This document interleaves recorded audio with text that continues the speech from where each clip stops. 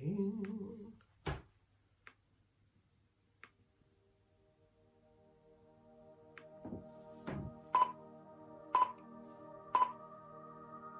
Hi. Hello. Johnny, I'm feeling a bit funny still because you just said wait for me really authoritatively and you frightened me a little bit because I tried to speak before the podcasting recording equipment was ready. Sorry, Joe.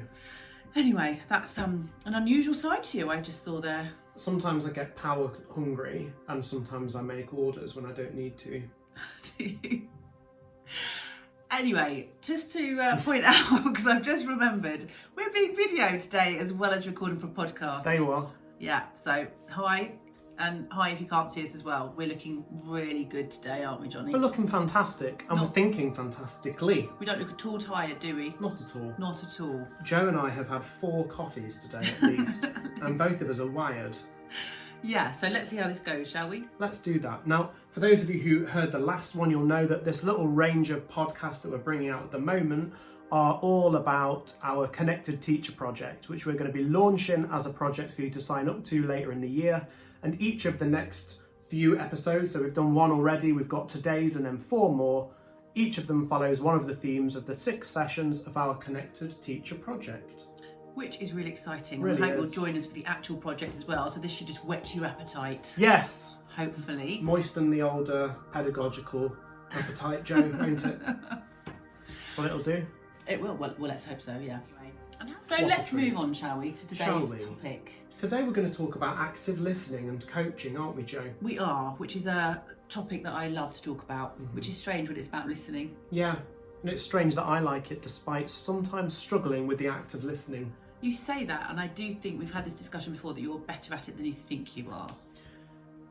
I don't know. I'm very aware. Maybe I'm more aware of it now from having worked with you on this a few times. You're a very good listener, and I get the feeling that sometimes I try very hard, but when you are saying things to me, in my head, what's going on is you need to show Joe what active listening is. So sometimes I strain to listen properly because I'm trying to listen properly. That's really interesting, and now I feel like I've been fooled. So maybe you aren't the good listener I thought you were. Anyway, This is we why I'm are. nodding at you as we're Thank you. speaking. He is nodding for those of you not watching the video. So that is really important, actually. And actually, what you just said there isn't actually a bad thing. Sometimes just by the fact you're aware of whether you're being a good listener or a bad listener can make all the difference. Because I think listening is something we don't pay enough attention to, and it's something we don't celebrate enough, especially in the classroom. I was about to say, did you mean specifically in schools or? No, I think generally as a society, if we all did a bit more listening and a lot less talking, I think the world would be a very different place. What do we mean by listening? Is it the same as hearing, Joe? So listening, it's active listening because it really does take you to be active and to participate in it. So what I thought today might be useful is to think about how I might introduce that to people when I'm training them, and then hopefully the listeners and the viewers can go away and try out some ideas as well. And we're thinking this is good for teachers, are we? Like early career teachers in the classroom? Yeah, and again, I just think a lot of teachers who have been teaching a long time maybe have forgotten the art of listening or never even developed it. Because I think it's something we don't really focus on in teacher training, and it's not been a big focus in schools when training is being delivered of all sorts. We tend to think about what we're going to impart to the children and what the lesson is going to be about, and actually what we forget, and the most important thing, is listening to what the response of the children is and what they are, to understand what they are actually learning. And even when we observe other teachers teach, often in the observation we don't actually give the teachers chance to reflect on what they heard from the children in the lesson. And if we really listen and lesson, we actually deliver such better teaching. This sounds great. This sounds very helpful. I wish I'd thought about this earlier in my career, Joe.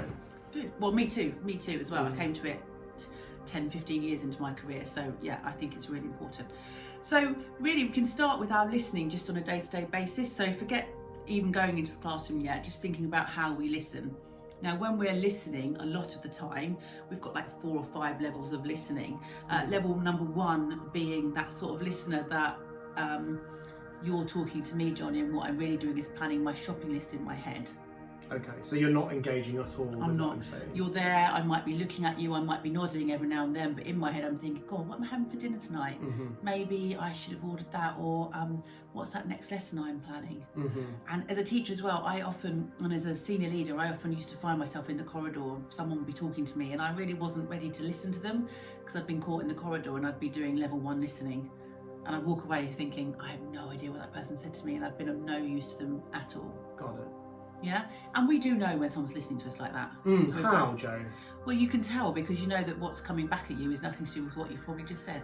Right. And they're normally trying to run off in the other direction to get away from you. So would that be things like trying to end the conversation, or not even this explicit as Not that? even as explicit as that. Then you've got a level 2 listener who, is kind of listening to what you're saying. But you know that person that, so I might say to you, Johnny, how was your holiday? My holiday was really interesting, actually. Like, we went to this place called Skegness. Oh, really? I've been to Skegness. Skegness is brilliant, isn't it? I had my best holiday in Skegness as well. And in fact, when I was in Skegness, can you see what I've done there? We've all done it. Someone's telling us something, it instantly triggers something in our head and we start to talk about ourselves. And we're really focused on us and we're not really listening at all to what you've said. In fact, I'm just using what you've said to give me more space to speak. Do you associate that with children? Well, I think that really happens in class, especially when we have hands up in the classroom, that actually we're talking and you've got that kid that's always got their hand up first and they've not even thought about what they're going to say. They just want to be heard because that's when they think they're engaging. And, you know, that's not wrong. We give kids lots of signals that if we're talking, we know they're engaged, whereas there's always those children in your class that are sitting there listening and probably taking in loads of what's going on, but we've got no idea about that. Does that make sense? It does, yeah. So then we've got our level 3 listener who is listening to us and hearing what we're saying, but then they do this. So let me try this. Okay. So Johnny, you said you were struggling a bit with listening. Yeah, I am. What is it that you think you're struggling with? Like, sometimes when I'm hearing what someone else is saying, my mind is going off in all different directions, and it's because I want to engage with them, sure, and I'm trying to engage with their ideas. But I think sometimes I don't stick to the point because I try and make all sorts of weird associations in my head and it just ends up killing the conversation because I steer it too much. Oh, right. Well, I know what you need to do about that. So instead of just doing all that sort of stuff, so just really what you need to do from now on is you need to just sit, be present, you need to nod at the right person, and you should definitely do this. So that's what I think you should do, okay? Okay. Again. That was not enjoyable for me. What was wrong with that? I just didn't enjoy it. I felt like I was being scolded and I don't feel like we were particularly having a conversation. And I was just giving you advice. It cut me off. Thank you. Right, yeah. So often when someone is opening up to us and talking to us, and this might be the class as well, when a child's telling us their problem or what they're finding difficult, we are so keen to help. And we're actually doing it in a positive way, but we're so desperate to help move that person on that we just launch into advice. And what we've done is exactly what you said. I've cut you off and just already decided in my head what it is you need to get better at this thing. So I'm really just giving you loads of advice without really hearing what it is about listening that you find so difficult. Okay. So again, it's often done with the best of intentions, but when we jump in and we go straight to advice, we're stopping that person from thinking. And actually, if it just remained quiet then, you would have probably told me lots more. I'd found out so much more about what it is about listening that is difficult for you. Yeah? I agree. So, you know, and that's someone really trying to listen. So then when we get to level 4 listening, we are really at that point really trying to hear what the person's saying.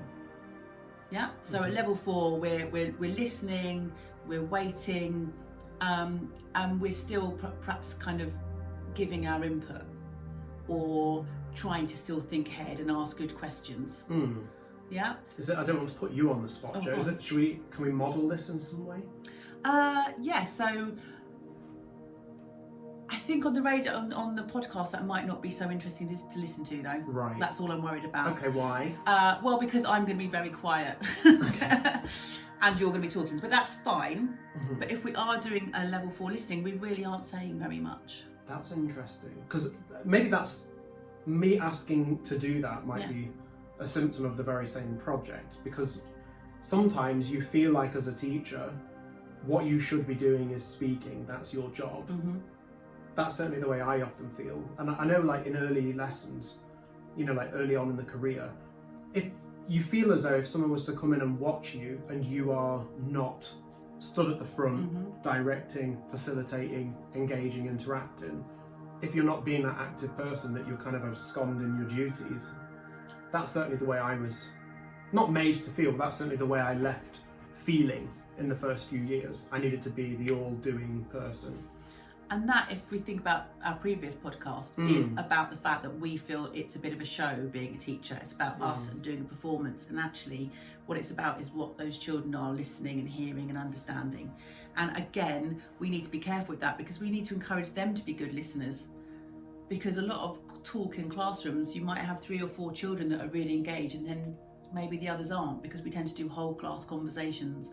Whereas if we encourage children to learn how to listen to their partner and have those closer conversations where they're really listening, we can really get a listening classroom where everyone is thinking more deeply. Okay. Well, sorry to interrupt you with the request for a model. So if I'm coaching, I'm really at my level 5 listening, which is really about, I'm totally engaged, I'm totally present, and I'm not even thinking about what the next question is I'm going to ask you, because I'm present and I'm just purely listening to what you're saying. And that is listening with real intent and curiosity.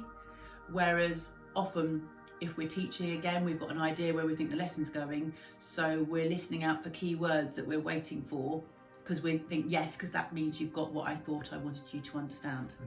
So listening purely, actively, without intent to ask a question is really, really powerful.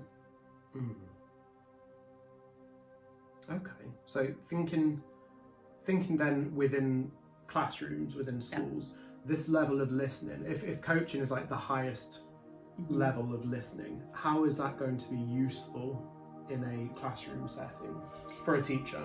So, you know that chance when you ask a child to explain something and you're doing it and you feel under pressure and they're not talking quickly enough, so you start to summarise for them, or you start to move them on, because we think, oh, actually it's all getting a bit awkward. Or that time when you ask a question, the child doesn't answer it for about 5 seconds, and then you launch in. If you can hold your nerve, and silence is really important, if you can hold your nerve and allow the silence, then all that's happening in that time is that child is truly thinking. If we keep filling the silence for a child and adding something, we're stopping their thinking, because not everyone thinks at the same speed. And that's interesting in our context, because silence is not something that people are very comfortable with. No, and it takes getting used to. So my suggestion would be, having thought about this, is that anyone that's listening, give it a go. So try, and I normally try, I don't try it in the classroom situation straight away, but when you go home after school, whoever you live with, your partner or your flatmate, or if you're going to visit someone, if you live alone, just try listening to them. And I want you to just ask a question that you actually want to know the answer to, an open question, and just let them talk.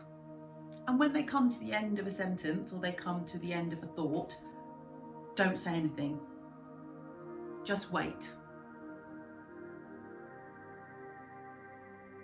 Just thought I'd leave that silence hanging there, Jonny. I felt like I couldn't say anything because I felt like I'd be breaking your flow. Exactly, but get used to that. So just let them speak. Don't have anything else to ask in your mind, but just be really present and listen and just see what happens. And I just want you to do that and have a go and notice what happens. And I do that a lot when I'm training people, and I ask people, that's the first thing I ask when I'm training about listening, is just go away and give it a go and don't do anything. You don't have to say anything, you just truly listen. Which means stopping what you're doing. Don't do it in the corridor, do it when you're sitting down with someone at the table, or when you're sitting with them, or you're standing together, but you've got to be fully present. So you do need to give the eye contact, you do need to be focused. If you feel thoughts coming into your head about other things, really just sort of, you can't ignore them, pay attention, but let them go and then come back to the listening and truly listen. And what you're looking for is what happens to that person that's talking to you in that process. And just keep doing it and see if they notice it or say anything. Are you thinking of someone you can do that with, Jonny? No. If I'd be very honest, and I'm aware that I detoured momentarily into level 1 listening then, but like there's a different kind of discomfort sometimes in a really deep level of listening, which shows you how superficial a lot of the listening is that we do. like as you're saying this, because we are talking about deep, meaningful listening, it's encouraging me to do that. But I notice, even, you know, with us as friends, some would say professional soulmates. Some would. Not Joe though. You can feel more discomfort, and I think maybe for some children that level of intensity of interaction would itself take quite a lot of getting used to. Like I think about some pupils that I've worked with, I think would absolutely crave and adore that kind of attention, and they'd be able to give it back as well. It can be really reciprocal. But I can think of others where if they already struggle with they struggle with one-to-one interaction, even when it is a more superficial level, the thought of sitting in an interaction where there is prolonged silence, I could imagine many pupils would find that quite challenging, certainly before they become used to it. Have you found that ever with your coaching with children? Yes, and that's a really good point. And when I'm coaching children one-to-one, I often will have things for them to do. So they could be doodling, they could be even playing with Lego, or we're doing something together. If my own children ever tell me something really important, I'm normally driving the car or cooking the dinner. We're really good at that as humans, that we know when that person can't get away from us or can't do anything. So often if we're revealing something quite intimate about ourselves, we'll do it at a moment when that adult can't do anything in response, which is very clever, because we know if you're driving the car, you have to keep looking ahead. You can't turn around and look at your child in the back when they're revealing something. And in all honesty, revealing probably and often really quite big things they might be revealing about themselves.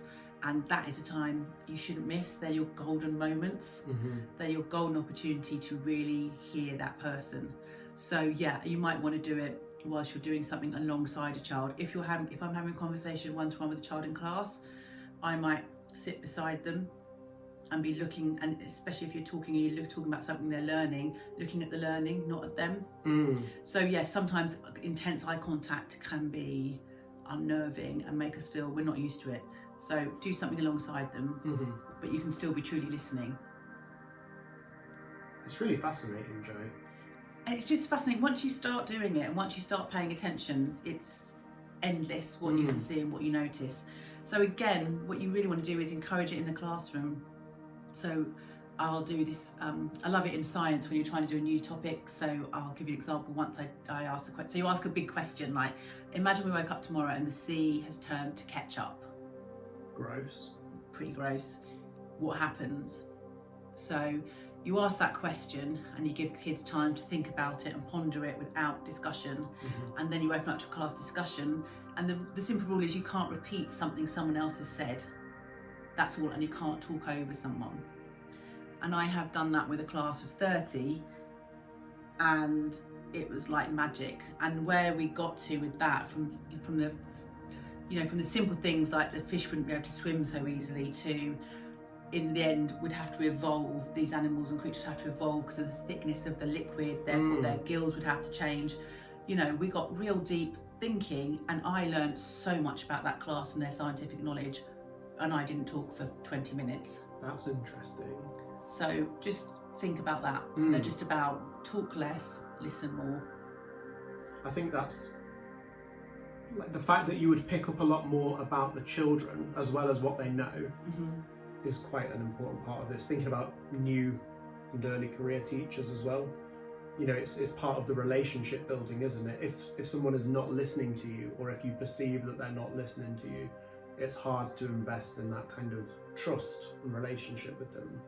Well, because you know when you're not being listened to, you know, you might as well just be saying anything right now. Yeah. And also, imagine the power of it and what you learn about your class when you do really listen to them.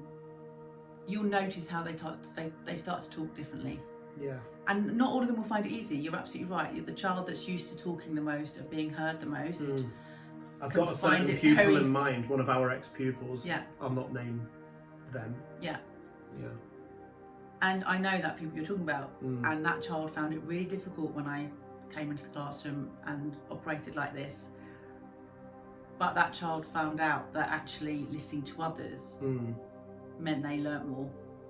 to clarify, this code is not that I am that child. Just to be clear. So hopefully that's useful, just thinking about listening. I think it really is. I think it links very nicely as well to the previous one on reflection. It certainly sets me off thinking about the way in which I have and haven't listened necessarily at the appropriate level at different times. I think it's a good thing to go back and look at the relationships that we had in our classrooms last year and think about, is there a difference as manifested in our relationships with particular pupils based on the way that we listen to them? You know, the children who we've maybe struggled with have legitimate concerns that they are not being heard and listened to, and you know, instantly we might be quite defensive about that sometimes, but actually, you know, I can certainly point to pupils I've struggled to connect with in the past, and a big part of that has been a mutual inability to properly listen to each other. So lots to ponder. Yeah. Well, I hope that was helpful to everybody. I hope so. I think it was. Good. So get listening. Get listening, everyone. So our next session, it'll be coming up probably in a week or so. Yeah. And that's going to be all about our next topic within the Connected Teacher project, which ties very neatly to this. It's about relationships and the relational health of our classrooms. Fascinating concept. Great. And I'd love to hear how anyone gets on when they start listening more.